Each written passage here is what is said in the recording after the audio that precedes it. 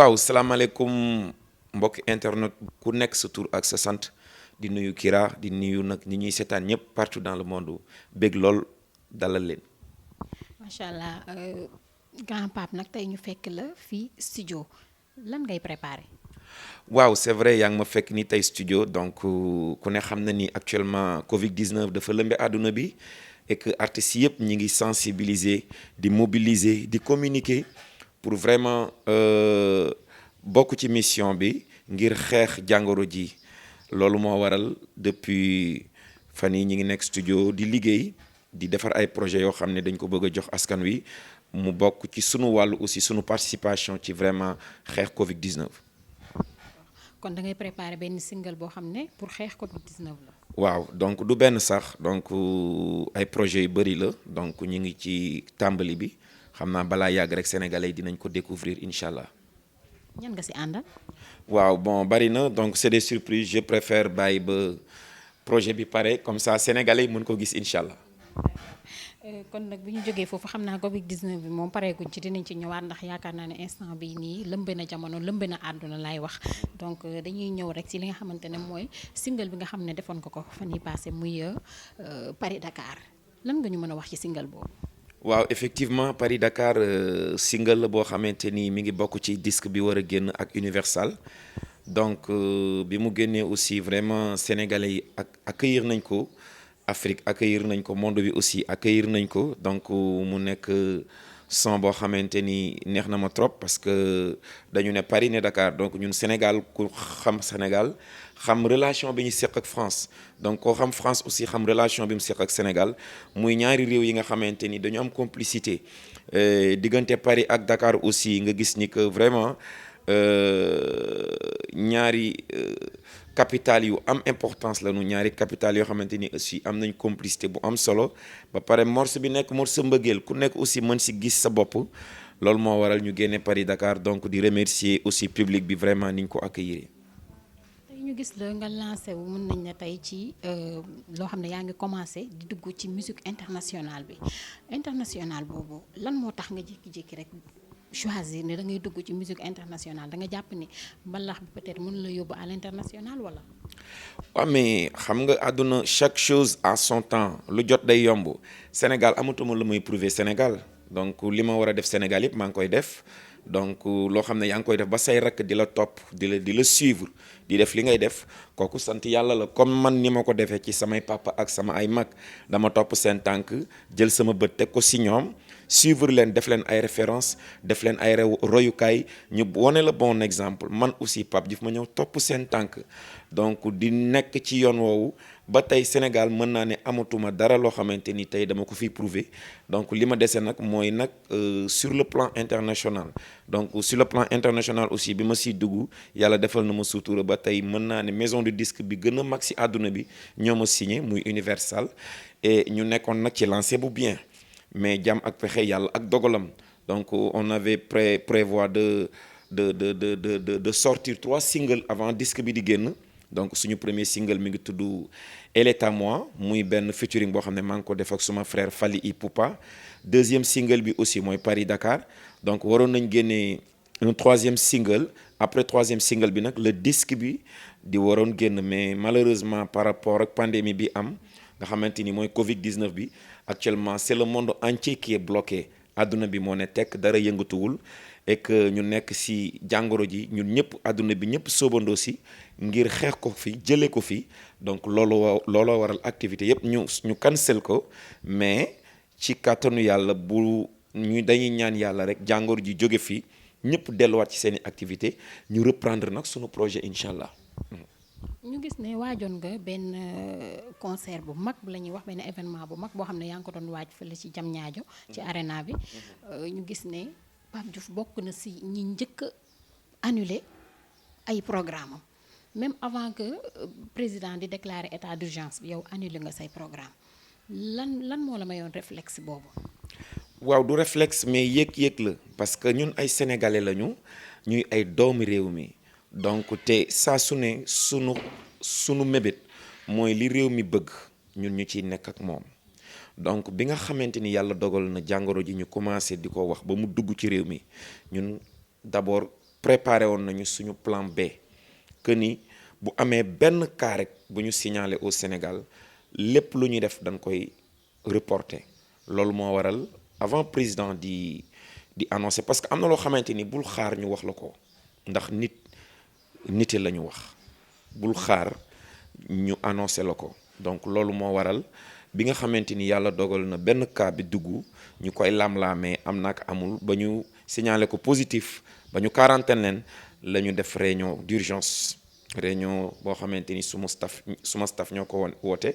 ñu annoncé ne nag dañuy annuler sunu date bi nga xamante ni yàgg nañ ko préparer presque ay bés yu bari ñu ngi koy waajal mu nekkoon aussi événement bu mag parce que nag xam nga sunu 60e anniversaire la doon fêté mu nekkoon le 4 avril ñu jóge woon Dakar nag wax dëgg yàlla ne nañuy dem ba Dakar Arena Diamniadio pour def ko fa salle boobu aussi ñu waroon fa njëkk a jouer mais yàlla nii la ko bëggee et que yàlla bu bëggee dara moom jàmm mënu si dara donc di ñaan yàlla rek mbas mi gaaw jeex ba ñu delluwaat suñu activité sant yàlla. événement boobu nekkoon événement bu mag boo xam ne waajoon nga ko mën nañ ne tey préparé woon nga ko préparation bu mag say nit ñëpp fekk si la si tey lan nga si ñàkk. waaw mais xaalis bu dul jeex xaalis bu bari mais xam nga tey xaalis boobu amul importance ndax bakkan moo ëpp doole loo gis ci àdduna tey jii imaginons bu événement boobu amoon am ñu fa nekk plus de 20 000 personnes wala lu ko jege am ñoo xam ne ñi ngi ak doomu jàngoro ji te xamuñu ko loolu musiba naaru lay la kon ñun luñ ci mën a ñàkk ay sénégalais lañu ñun ñoo ko liggéey et nous sommes fiers d'être des sénégalais donc aujourd'hui li nga xamante ni tey mooy li actuel mooy naka la ñuy def ba jàngoro ji nga xamante ni tey lëmbe na àdduna dugg na ci réew mi ñu ñaan yàlla jële ko ci àdduna bi mu set wecc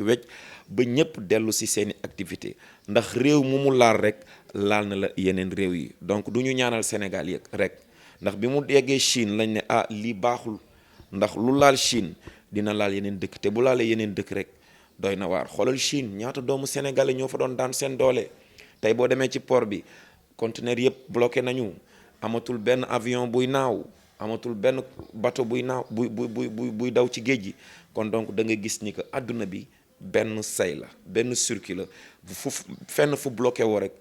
feneen fa ca des day bloqué wu donc di ñaan yàlla rek yàlla defal nu ci jàmm. donc ñuy ñaan yàlla jëlee fi coronavirus bi ak jàmm Pape Diouf ñu gis nag état d'urgence bi nga xam ne am na ci réew mi ak couvre-feu bi tey personnellement yow nan nga ko dundee. waaw mais rafetlu ci aussi décision président rafetlu ci décision ministre de l'intérieur ndax xam nga réew bu la gën a avancé rek mooy réew mi la gën a fonk discipline et que tey couvre-feu bi nga xamante ni mi ngi ci sunu réew du ñun ñoo ko njëkkee France def na ko dëkk yu bari def nañ ko Mauritanie def nañ ko Maroc def nañ ko Algérie def nañ ko. tu vois dëkk yu bari def nañ ko et que ñooñu gënuñu leen ñoom it gënuñu ñu mais dañu gis ni que loolu mooy importance su maanaam sunu jàmm yaram loolu moo gën ci sunu jàmm yaram donc ànd ceeg discipline respecter loi respecter yoon ba yàlla dogal ñu jóge ci ak jàmm. mu mel ni couvre-feu bi nag bari na ay mbir yu bari yoo xam ne indi na ko ci réew mi muy maanaam tey gis nañ néew di doole yi ñu ngi jooy ñu ngi wax tout le temps que ni ñoom couvre-feu bi arrangé wu leen lan ngay wax ñooñu. waaw c'est vrai parce que xam nga c'est vrai que am na ñoo xamante ni arrangé wu leen par exemple tey ku mel ni Pape Diouf xam nga man sama liggéeyu guddi la mais dañu tere dajaloo ndax feebar bi ci dajaloo lay bañ ak it gaaw a wàllaate. donc loo xam ne day bañ dajaloo te day gaaw a wàlle te doo xam nan la lay duggee te day rey kooku fegu ci moo gën lépp kon je pense que ni c'est un moment défini donc et que buñ ko respecter ndigal yi ak charte yi jàngoro ji dinañ ko mën a gagner mais je pense que ni buñ ko respecté wul topp sunu bëgg-bëgg ak sunu bànneex tey bu fi jàngoro ji propagé dinañu ëpp doole. xoolal Amérique tey jii xoolal Amérique la fa xew affaire yaa ngi gën a propagé xoolal Italie xoolal Espagne kon je pense que ni couvre-feu boobu ñun sunu intérêt la nous la population. donc kon dégg ngeen gars yi di papa wax nee na gars yi nañu respecté couvre-feu bi de grâce ñu respecté ko te xam ne rek pour aar ñu la pour jëmee ñu fu baax rek la mais nguur gi amul benn intérêt tamit pour tënk ñu ñun ñëpp ci suñuy biir kër ci loo xamante ne amulu ko benn intérêt kon nañ ko respecté gars yi Pape nag bu ñu jógee ci li nga xam ne muy mbirum couvre-feu boobu dañuy ñëw ci li nga xam ne tey bu la nee Pape tey en tant que porteur de voix en tant que nit koo xam ne dëkk bi ñëpp la xam ñëpp lay bégee tey ban taxawaay nga am ci période pandémie bi yow ci coronavirus. waaw taxawaay benn si am mooy comme bi ci ñëpp am rek bépp citoyen nous sommes des porteurs de voix suñu wareef mooy di communiquer di ñaax askan wi di waxtaan ak ñoom di leen delloosi ndax ñoom loolu la ñuy xaar ci ñun loolu sax moo waral tey boo demee ci àdduna bi artistes yi nekk si àdduna bi yëpp ñi ngi def ay live Instagram ñi ngi def ay live seen Facebook wala ñu def ay live ci streaming di ci collecter ay fonds di ko dimbalee seen dëkk tey boo demee Amérique dëkk yenn dëkk yi nga xamante ni tey fu mel ni Europe wala aux États-Unis yaa ngi gis artistes yu mag yi ñu ngi def ay concerts privés concerts yoo xam ne acoustique lay doon ça demande pas beaucoup de musiciens maximum 7 personnes 4 5 ba 6 ba 7 ngeen def benn concert dugal ko ci streaming nit ñi jënd ko ñu jël ko jëndee ko ay masque wala jubkaay yoo xamante ni seeni médecin soxla nañ ko pour jàppale leen ko parce que ku ne xam na ni tey li gën a am importance mooy déjà masque yi yaa ngi gis que ni ñu ngi ciy waxtaan état bi ñu ngi ciy wax que ni li am solo ba am solo mooy nit ku nekk war nga commencer di takk masque ndax yegg nañu foofu chaque personne war nga xëy boo xëyee boo waree génn bu mënta ñàkk ba mënta ñàkk nga takk sa masque kon je pense que ni tey Sénégal war nañu soxla lu mu dee benn 20 millions de masques et que tey même Amérique masques yi doyul France masques yi doyul ndegam nag ñoom seeni masques ñoo doyul mënuñu ñoo jox ay masques moo tax maa ngi remercier les tailleurs du Sénégal tailleuru Sénégal ay jàmbaar lañu da ngay gis gars yi ñi ngi defar ay masques yu mucc ayib kon c'est quelque chose à féliciter mais tey jii dañu ne ñun dañuy def concert boo xam ne luñ si mën a am dañ koy dimbalee néew di doole yi parce que tey am na ñoo xamante ni seen loxo jotul seen ginnaaw mais nag sénégalais dafa am dignité sénégalais dafa am jom sénégalais dafa am sutura mën naa toog këram di dee ak xiif te ma sàmb du ko xam ma demb du ko xam donc ñooñu képp mënuñu xaar ñu ñuy laaj te nii tey nous les artistes liggéeyuñu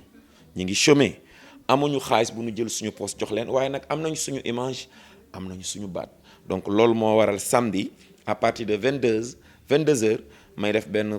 concert boo xamante ni acoustique lay doon live boo xam ne privé la kenn du ñëw ku ko bëgg a seetaan rek da ngay dugg itelepay.com da ngay dugg Google nga tàppe itelepay.com boo tàppe itelepay.com di nga gis lien bi nga clique ci boo ci cliquer di nga gis photo Pape Diouf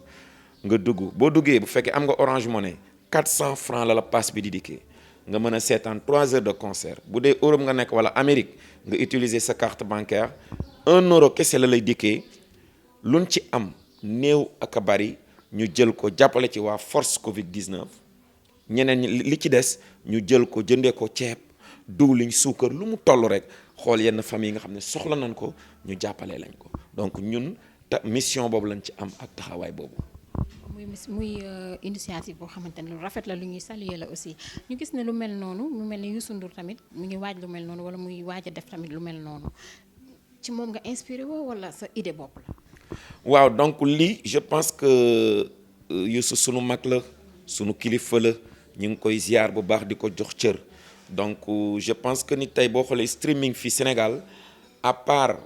combat yi nga xamante ni def nañ ko fii ci pay-per-view donc defe naa ni Pape Diouf mooy artiste bi fi njëkk a jouer live en streaming pour dimbalee ko askan wi donc et que maa ngi ñaan aussi képp koo xamante ni artiste nga nekk ci réew mi soo ko mënee def te yàqalu la dara na nga ko def ndax peut-être tey sa gox bi nga nekk parce que xam nga siiw moo metti tey boo siiwee ñu yaakaar ne yaa ngi àdduna ak li ci biiram fekk sak ak sutura ngay wéyee te musique dafa metti kon maa ngi ñaan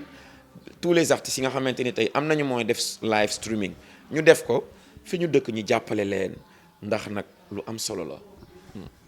waaw mu mel ni nag bu ñu génnee ci li nga xam ne mooy Covid 19 bi ñu ñëw nag ci Pape tuuti rek Pape tey ñu gis ne dafa mel ni tey da ngay bëgg a wuyoo sa tur muy génération consciente mu mel ni tey Pape dafay doog a conscient bëgg a jël vie am téyel ko boppam en main ndax gis nañ ne